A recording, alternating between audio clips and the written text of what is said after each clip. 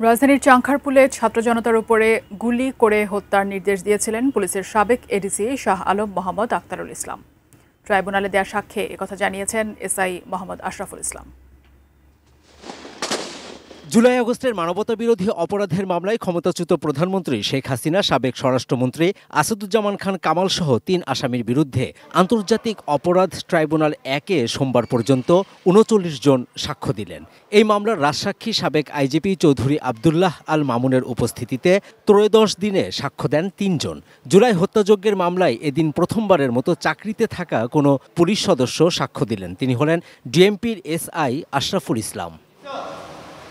তিনি গত বছরের ৫ আগস্ট চাংখারপুলে ছাত্র জনতাকে টার্গেট করে কিভাবে চাইনিজ রাইফেল দিয়ে গুলি করে হত্যা করা হয়েছে ট্রাইব্যুনালে দেয়া সাক্ষ্যে তার বিস্তারিত তুলে ধরেন।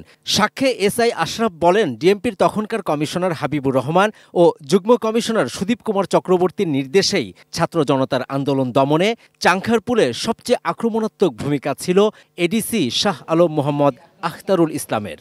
এডিসি শাহ মোহাম্মদ আখতারুল ইসলাম নিজে একজনের কাছ থেকে চাইনিজ রাইফেল কেড়ে নিয়ে আরেকজনের হাতে দেয় এবং সে গুলি করে। গুলি করতে না চাইলে তাদেরকে অকথ্য ভাষায় গালিগালাজ করা হয় এবং হুমকি দেওয়া হয় যে তোরা চাকরি কিভাবে করিস দেখব, তোরা রেশন খাস, বেতন পাস, গুলি করবি না কেন।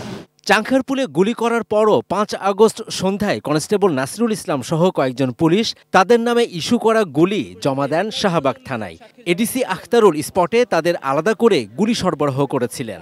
যাদের নামে যে বন্দুক বা বুলেট ইস্যু করা হয়েছে ঠিক ততগুলো বুলেট পুলিশ কাস্টডিতে জমা দেওয়া হয়েছে এবং সেটা রেকর্ডে আছে। তাহলে প্রমাণ করা হবে যে আসলে যতগুলো বুলেট দেওয়া হয়েছিল তার একটিও খরচ করা হয়নি, অতএব আন্দোলনে পুলিশ কোনো গুলি করেনি। That was the intention. Police গভর্নমেন্টের ইনস্ট্রাকশনে নিহত বা হতাহতের ঘটনা ধামাচাপা দেওয়ার জন্য অতিরিক্ত গুলি এবং অস্ত্র তারা তাদের কাছে সরবরাহ করেছিল এবং রেখেছিল। শেখ হাসিনার বিরুদ্ধে জুলাইয়ের মানবতাবিরোধী অপরাধের মামলায় তদন্ত সংস্থার কাছে দেয়া বদরুদ্দিন উমরের জবানবন্দি ট্রাইব্যুনালের সাক্ষ্য হিসেবে গ্রহণের আবেদন করবে প্রসিকিউশন। সিদ্ধান্ত কি হবে সেটা অনারেবল ট্রাইব্যুনাল জানাবেন। একই দিন ট্রাইব্যুনাল ২-এ রংপুরের বেগম রোকেয়া বিশ্ববিদ্যালয়ের ছাত্র আবু সাইদ হত্যা মামলায় তৃতীয় দিনে সাক্ষ্য দেন রংপুর মেডিকেল কলেজের ফরেনসিক মেডিসিন বিভাগের প্রধান ডাক্তার রাজিবুল ইসলাম। Javed Akhtar, ATN news, Dhaka.